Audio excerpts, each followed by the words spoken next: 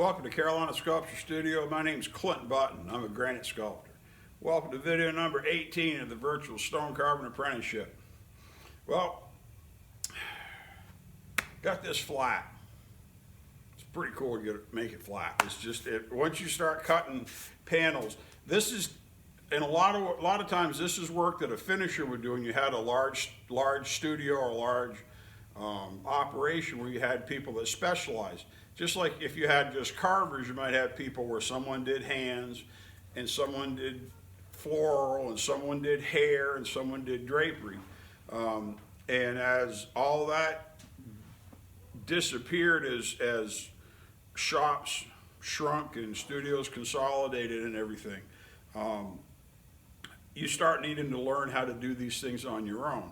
And this allows you to produce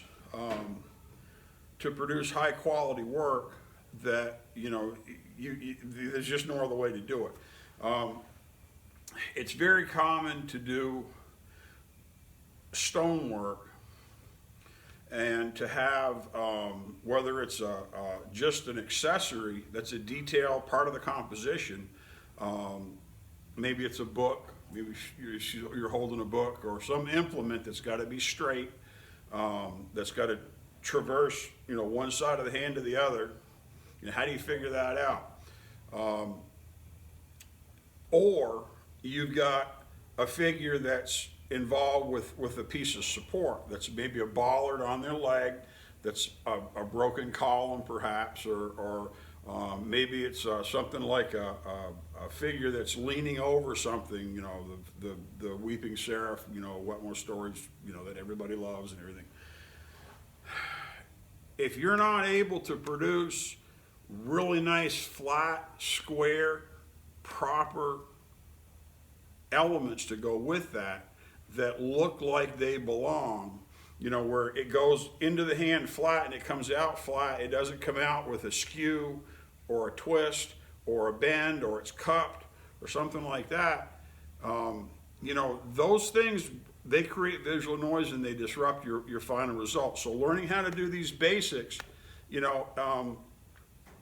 be real easy to say we're going to carve a hand right here, and we've got to take this down, the hand's going to be this tall, but we've got to figure out how to lower this panel all the way around, sink it a certain depth, put your plumb block, go across, sink it the other one to get it to where you want it, if it's got to be level or square or whatever, and then produce your panel on each side to leave the material for the hand, and then you can carve and have a really nice piece. There's a lot of work that's carved by people that aren't trained that suffers because they don't know how to produce proper supporting elements that don't distract. So what we've got to do now is we've just got to make a judgment call. I know I said we weren't going to do any measuring and calculation. We're not. We're just going to take a rough idea. We're going to figure out where to place this, because as I said, we could cut the square edge. We could cut the 45s off of this, waste off a lot of stone, but we're going to try to go with these straight edges. Try to guess how deep we've got to go to clean them up, because until we stand it up, we really won't know. Unless we want to get really uptight. But we're going to try to figure out how deep we want to go. But the first thing we got to do, once we do that, we got to figure out which side is going to go down. And so it doesn't matter whether it's one of the straighter sides or one of the crooked sides. So let's get the crane. Okay, we got the crane over here set up. Got my yoke on so it'll turn.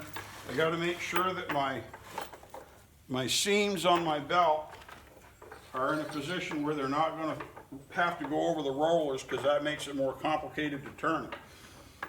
I mentioned having part of the belt outside of the stone.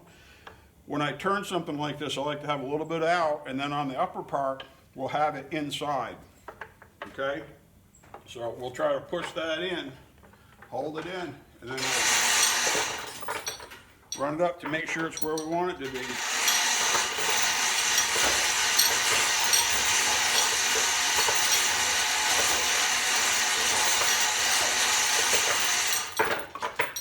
Then you can just carefully turn it. That's all it takes.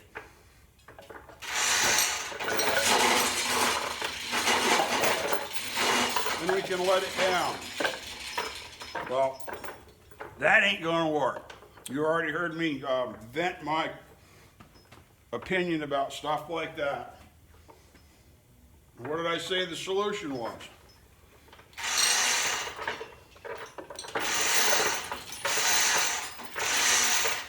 We're going to put some wedges under it. We're going to get some different material to crib this up.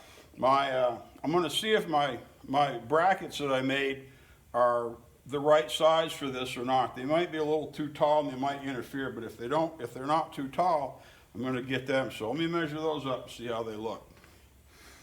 It looks like these are going to work just great. See, they're not going to protrude at the top. So what we're going to do,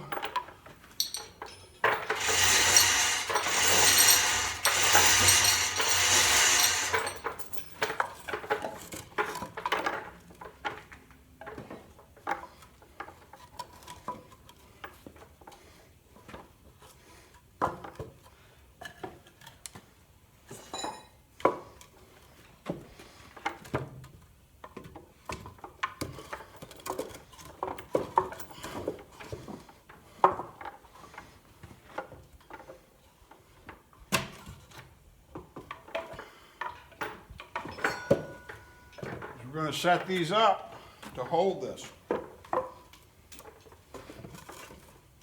This is just getting it in position. We'll have to juggle it a little bit.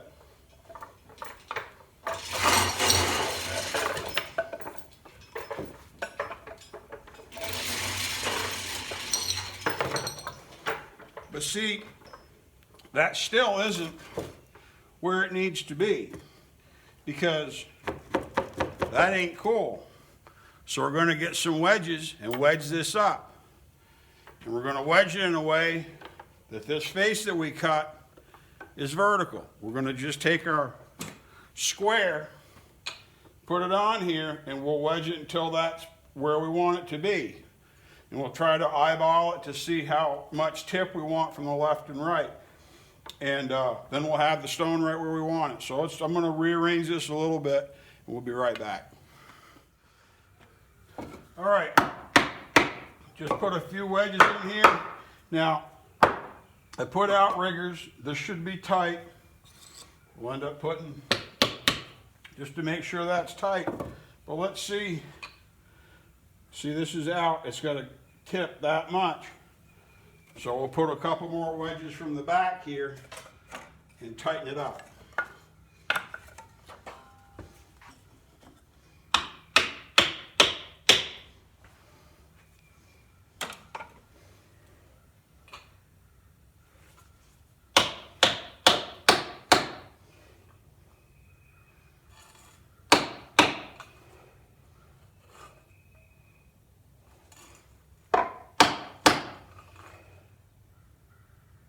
And that's pretty much it.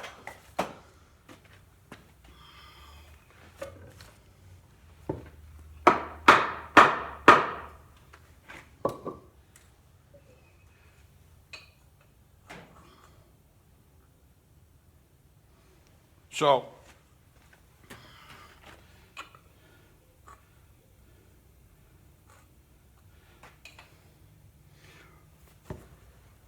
but it's important to get it pretty close, and you want it to be pretty tight too, and you're better to use more than just one wedge, because as you go,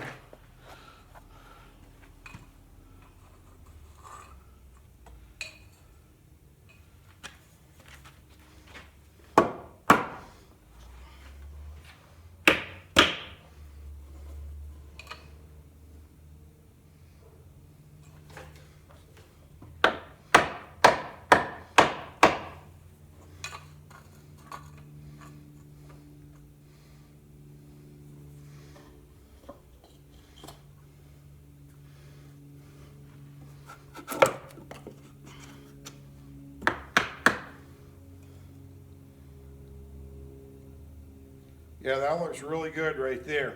You just have to do some adjusting. Get your wedges good, if you're not comfortable with them, you can always screw them into place.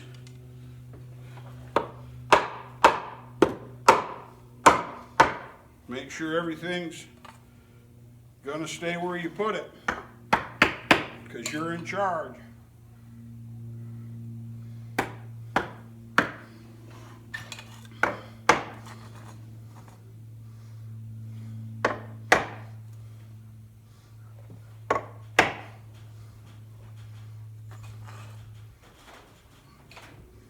Check it 2 or 3 places, but that's it. So we took the fixtures I showed you how to make, just a 2x4 with a piece of plywood sandwiched between them, screw to this, screw them together, screw this here, screw that, and then I've got a 2x supporting it. That's back in the banker's video and fixtures. So we'll use this. This will hold this, and these are supposed to be straight, but they've had enough stuff over the years I wouldn't necessarily trust them. We've got this straight here, square with a level. So now all I have to do is just decide how deep we're going to go to clean this up and cut a square face on it. So let's get to work. Okay, looking at this, this is pretty deep right here. And because the way this is set, that angles down just a little bit, and that's the deepest spot on this face, I think. So what I'm going to do is I'm going to go ahead and I'm going to put a spot there. I'm going to open that up to make it flat, and then I'll level that plumb block, and then we'll just start over here. We'll cut one here, and cut one here, and cut one here, and just go right at it. Now I'm not going to show every little bit on this one like I did on the last one to do the first face, but that first face, we're going to do the same process. We're just going to determine what our lowest spot is, and at this point it looks like it's the bottom of that drill hole. So I'm just going to hog that out, flatten it off, make that plumb block level so that the top is level with my little square. Then I'm just going to transfer it around and strip that panel off.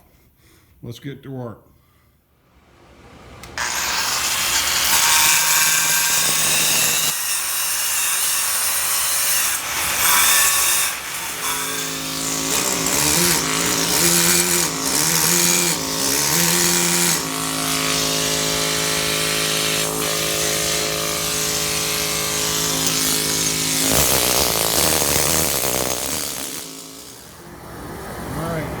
Number 1 is all done, good level, both ways.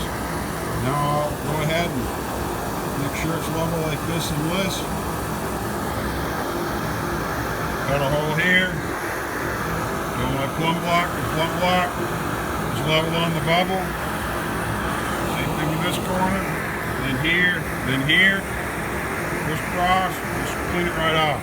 And then we're going to have to be careful on this edge because we actually want this edge. This has got to be pretty. So we're going to cut that off. And see, we're down here, the better part of an inch, way down in there. So we got all that cut off. So show you how to do it. Practice on your rough edge. Learn how to do your good edge. You can't just start in over here with the saw to open this up because you might be right on the surface. So it's better to not saw, to just put these together, unless you know you're way off, to just put them in and do them with the chisels and the 9-point.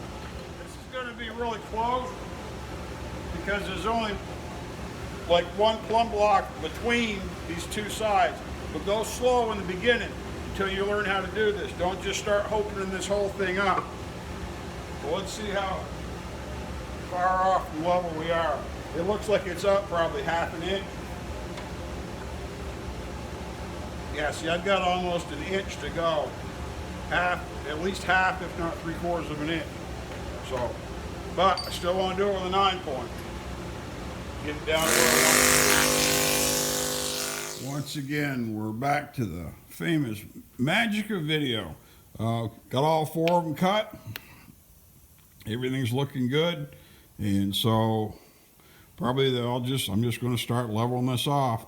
The only thing I'm questioning, I'll check this with my plumb blocks. I don't have a big enough flat spot right there to check with the end of my combination square to see if this is deeper than this, but I don't believe it is. I think that's still high. So as I level that up, but I'll do the same thing. I'll leave a little bit of crown in the middle.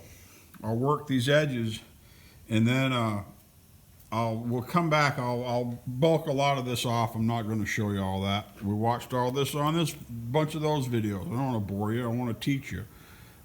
So I'm going to work on stripping this stuff off, get the interior, and I'll probably leave the perimeter around like this, you know, this 1/2 inch to 1 inch around on the edge.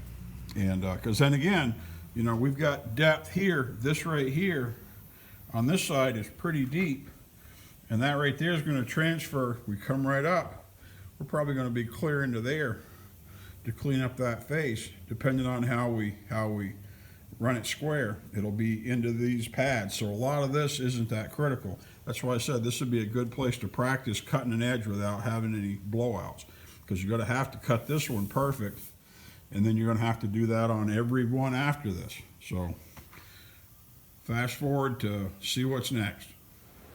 Now I pushed this down to these, and I've got almost 1 inch sticking up here.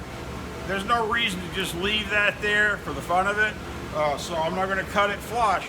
I'm going to cut it very close. I'm just going to take my saw, run in like that, and just trim it off. And then I don't have to deal with that edge, because if that edge is sticking up like that and you happen to bump it, you could either break it off or initiate a crack that could cause it to fail. You don't want that. So we're just going to trim that off and get rid of it.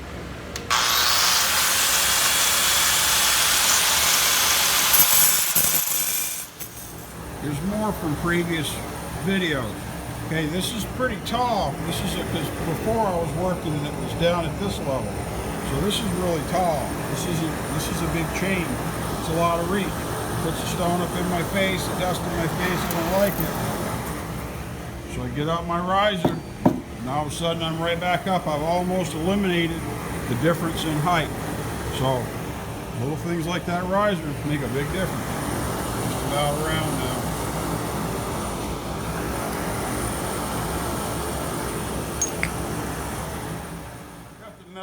Push down, and so we've got what essentially would be a recessed panel if you were doing it on a regular piece of stone. Now we reach a point where we've got to make some decisions on what we're going to do. So you need to think through it carefully. This stone is crumbly enough, and see there's even a big crack right there. Where I saw this off, even on this polished face, it's blowing out. Okay, you can take your saw, your diamond saw, and dress the edge of the blade to a perfectly square 90 degrees on your green wheel on your grinder. Like I said, this stuff will kill you if you're not careful. And it's real easy to get that saw twisted, and it's wreckage. So if you don't think you can do it, don't. But what will happen is as you use your saw blade, it will go from being very square to rounded off, and it won't cut as well. You won't be able to direct the cut because it'll have a curved entry, and it'll sort of guide itself versus a flat entry. So we could just saw this off, but where it's falling apart, I don't really trust it. The correct way to do it would be to do it with a chisel and to cut this border, cut this edge off. Now, at this point, we only have to be concerned with this original face that we cut, because we did a lot of work on it and we want to have a nice square edge and not a crumbly edge. So, especially for people that haven't done this a lot, it makes a lot more sense to practice on these junk edges, because every one of these, 1, 2, 3, is going to go away. But as you continue to square this stone, you're going to have to make every edge count. And when we fix this back face, whenever we do it, after we've done the other 4 sides, when we fix that back face, all 4 sides are going to have to be perfect. And so you need to start practicing. That's why this is a really good exercise to do, because if you're not comfortable running a hand machine and using your chisels, or even if you're doing it all by hand and you're cutting it by hand, you need to be able to cut a square edge and not just go up to it with an abrasive. So what we're going to do, we'll work this back. I'll try to get video because this is really important. We're going to work this back to make this edge thin, and as I work it back with probably with a 9-point, I don't want to get very close to the edge, and then I'm going to slowly tip the edge, probably with a bush chisel. That's the safest way to do it, with a 2-blade or a bush chisel, because this only takes off dust. And I'll go on here at about a 45 and I'll work that edge down. Now, the reason it makes sense, we could go ahead and do this whole panel first, get this all flat. Now remember, as long as this is plumb, as long as this is flat, even if one end's a little low and one end's a little high, we can just kind of jam a wedge in there, and all of a sudden it's level again. And that becomes less of an option as we make other sides, because we're going to have to produce a side parallel to this, and 90 degrees to this, and 90 degrees to this. So we've still got a little bit of wiggle room. It's your project. You don't have to make the first one perfect, but you need to be able to make one perfect so that when it happens, when you've got to do it, you can actually pull the trigger and make it happen. So what I'll do is we'll work this off carefully, getting up close to this edge. Could even go ahead and tip this first. The reason I do the edge first is that if this edge fails, and say we had a big blowout and we lost a 1/4 inch, and we'd already made this face perfect, you got to go all the way back and start over and push this back a 1/4 inch. There's no reason to axe the daylights out of it until you get the perimeter straightened out.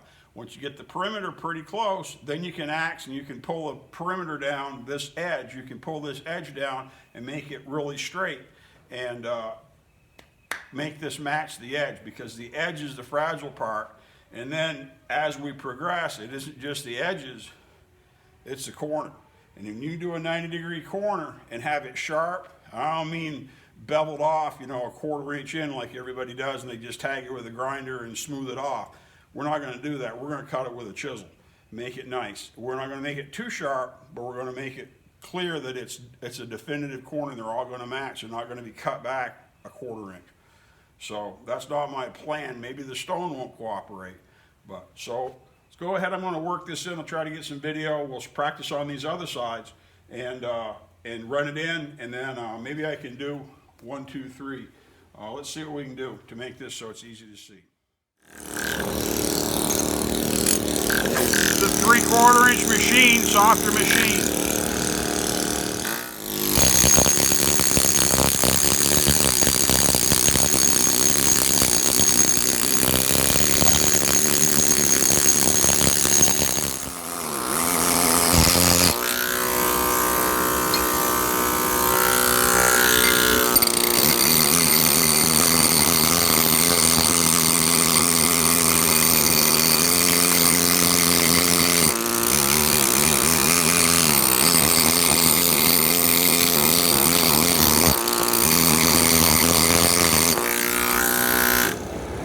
By rotating the chisel 45, 45, just like I was axing it, I lower this surface more evenly. If I stay one direction, I'm going to dig holes, so I rotate it, and I rotate it, and I rotate it, and I cut a better level down. And I'm going to go down a little bit at a time. I'm going to tip the back edge till I get to this face. I'm going to try to tip this and look like it matches, and then I can take this off. This will strengthen the edge because it won't be as dangerously thin. If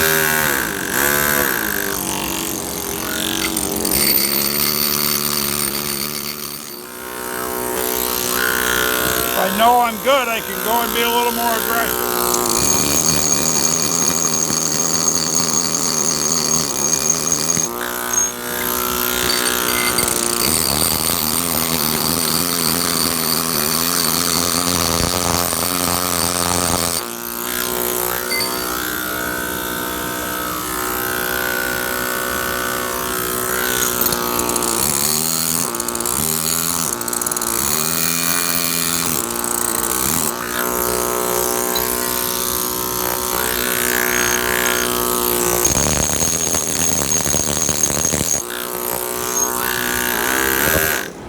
Now I can just repeat that and continue to tip it this tip should take it just about to the face. I can match it out here, take off the high part in the middle, and then lower the whole thing.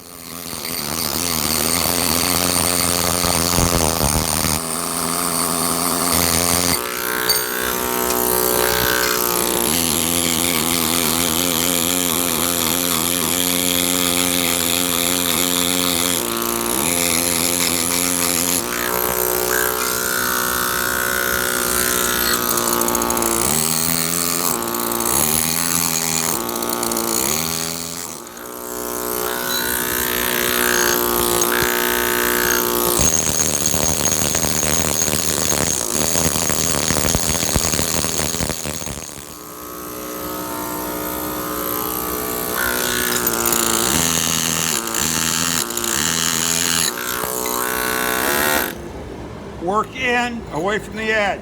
We're going to work that in, level that up.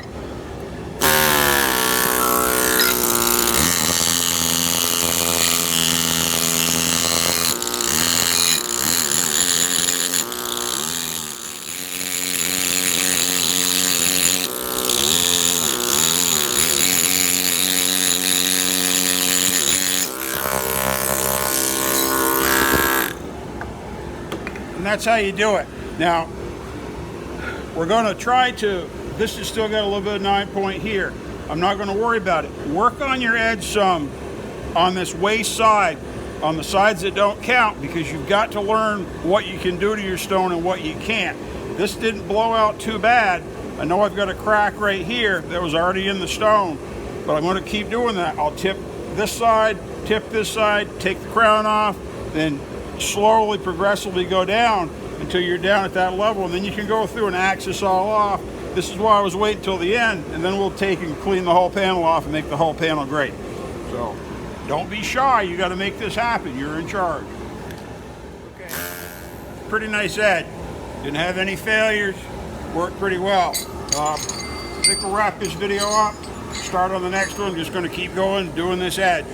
So this is really good stuff to know. And learning how to cut your edges is critical, because you're going to have to cut square edges.